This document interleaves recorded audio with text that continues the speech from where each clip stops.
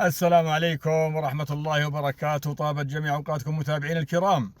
وصلت لي الحقيقة أسئلة كثيرة عن تونس وهذا أحدها. السؤال يقول: أستاذنا الرحال أبو عبد الله الزيداني، تابعنا رحلتك إلى تونس في السناب شات والتوك توك وانصدمنا بما شاهدناه، فهل تنصحنا بزيارة هذا البلد وبماذا يتميز به؟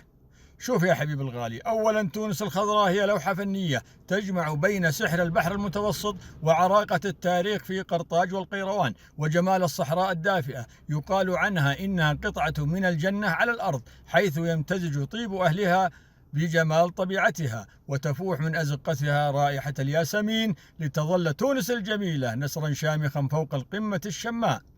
ويعرف التونسيون إخواني متابعين الكرام بطيبة المعشر وحسن الاستقبال والابتسامة الصادقة التي تستقبل الضيف، والقلوب الرحبة التي تجعل الزائر يشعر وكأنه في وطنه الثاني.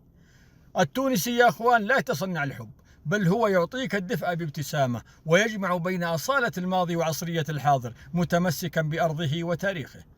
واسمحوا لي متابعين الكرام أن أوجه كلمة للشعب التونسي الكريم، فأقول: يا شعب تونس، شكرا لكم من أعماق قلبي على رقي تعاملكم، وشكرا لتونس التي تظل دائما قطعة من القلب ورمزا للمحبة والأخوة الصادقة.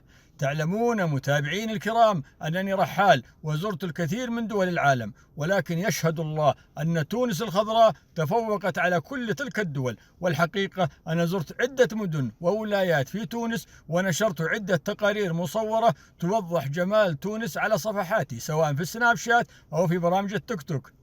وسوف أضع رابط التيك توك لمن لم يشاهد هذه التقارير. شاهد واستمتع يا صديقي.